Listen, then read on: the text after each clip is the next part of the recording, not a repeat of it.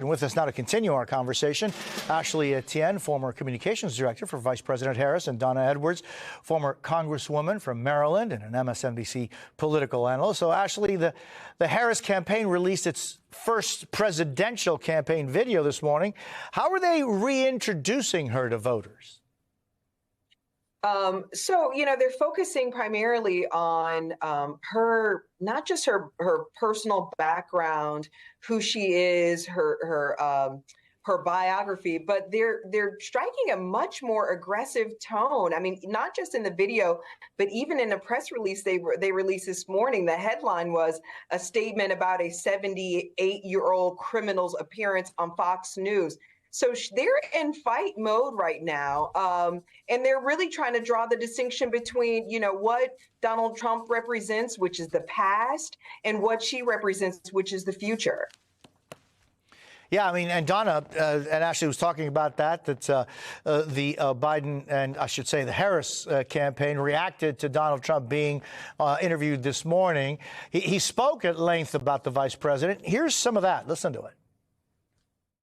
She's the most radical person probably that we've had in office, let alone the office of the presidency. She was a horrible campaigner when she ran. She ran against Biden, and I thought he was terrible, but she was terrible. She was horrible. And she was the meanest person up there. She was meaner to him than anybody else. What do you make of this line of attack against the vice president? Well, I think what we're listening to, both from Donald Trump and for all of his allies across the country, is they're scrambling to try to figure out how to attack this very accomplished vice president.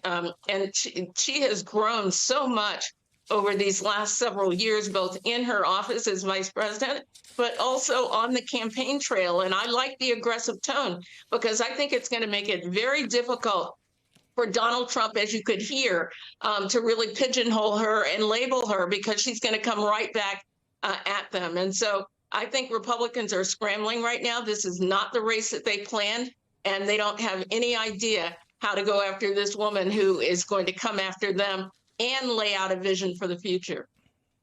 And actually, the vice president needs to choose a running mate before August the 7th in order to be on the ballot in all states. NBC News reporting there are at least 8 names under consideration. What should the vice president be looking at when it comes to choosing a running mate? Jose, if you don't mind, I'd love to go back to really Sure. punctuate the Congresswoman's point.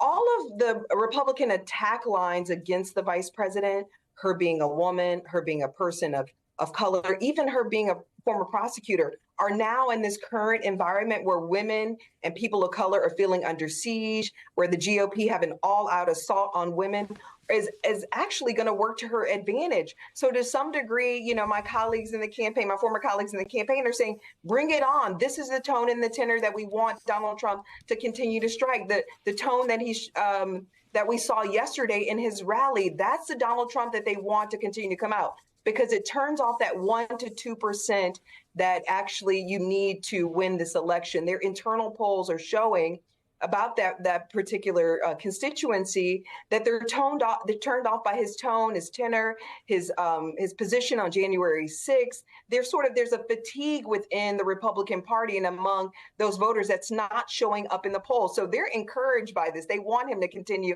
down that path. But as it relates to her vice presidential picks, typically when you pick a vice president, you pick for several reasons. One, to shore up some of your negatives, to help attract voters that you need to win the election. And to be a nice counterbalance to you, even legislatively, in terms of policy. So I think that's what they're looking at. With Kamala Harris, it changed the map for them. They're now focused on different states. That includes Arizona, and as well as Pennsylvania, Nevada, Arizona, and so and no longer North Carolina. And so I think that they're going to choose that they're sort of focusing in on Mark Kelly. I love him. I think there's something about him that's very Americana, from his personal story, being an astronaut, being a naval officer, I think is a nice contrast with J.D. Vance. In addition to that, I think his wife's story also adds texture and context to the moment and the time that we're in, to even the administration's accomplishments. And I think the most important thing is that he's on the border. And so he can speak to that executive order, how it's actually improved, or I should say diminished or cut down border crossings, and he can push back on the Republicans' narrative as it relates to that. So that's what she's looking at, and that's what they're considering.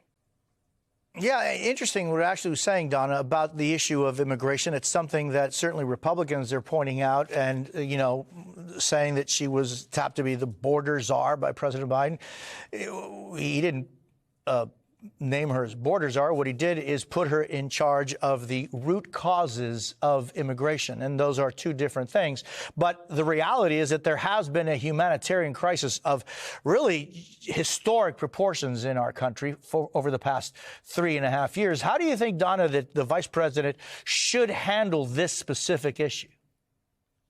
Look, I think the administration actually does have a story to tell about the way that they are trying to tackle the border. And after all, they've got right in front of them the fact that Donald Trump led the charge to kill a bill that would have come through both chambers in the Congress that actually would have had to deal affirmatively with the border, increasing border control agents, figuring out an orderly process for immigration across the border, making sure that we are increasing the number of asylum officers who are dealing with those issues. So I actually think that Kamala Harris really should lean into it, lean into the idea that we put more resources down in the triangle to make sure that those home countries could deal with issues in their country. So I don't think she should run away from it. I think there's an affirmative story to tell that they have. And I think obviously having a running mate who could do that would be helpful as well, but not exclusive. So I think she's got a lot of choices in front of her on this issue, but she has a lot of choices in front of her in terms of choosing a vice president. Look, she was a vice president to somebody who was a vice president. She understands the job. Her president that she worked for understood the job. And I think that she's going to choose somebody who's going to complement her work as president of the United States.